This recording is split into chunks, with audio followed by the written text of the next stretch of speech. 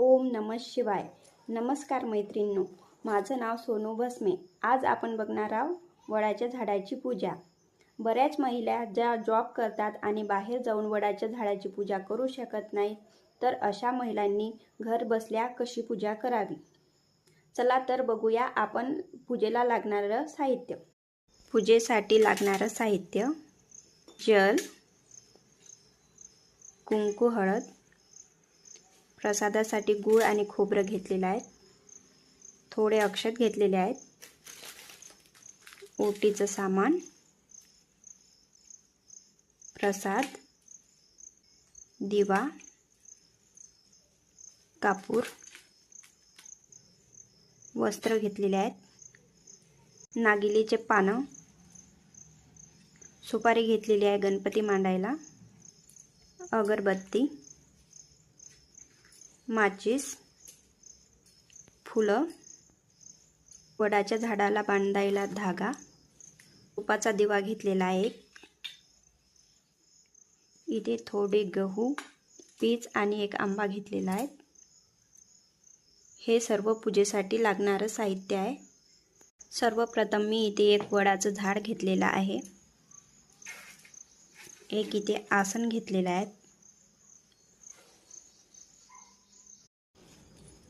सर्वप्रथम वडाच्या झाडाला जल अर्पण करून घ्यावे.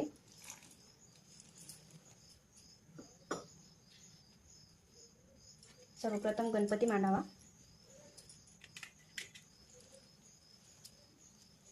फुलाने जल अर्पण करावे. गणपतीची पूजा करून घ्यावी.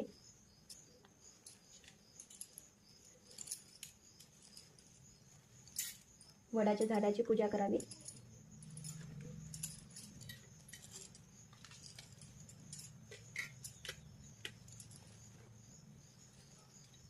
वस्त्र अर्पण करावे. दिवा लावून घ्यावा. वडाच्या झाडाला ओटी अर्पण करावी.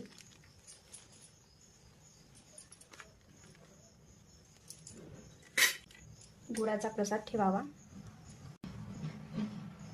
वडाच्या झाडासमोर एक तुपाचा दिवा लावावा.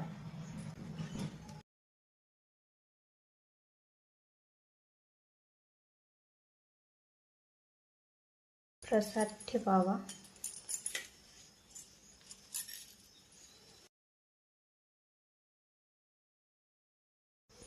कापूर लावून वडाच्या झाडाची आरती करून घ्यावी.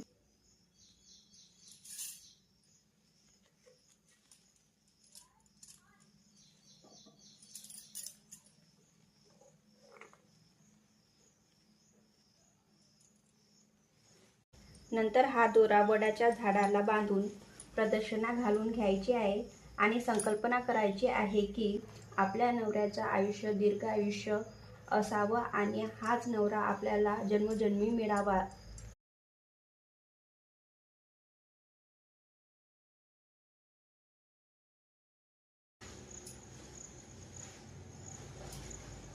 धागा तोडायचा नाही, तसाच ठेवून द्यायचा आणि वडाच्या झाडाला प्रणाम करायचे.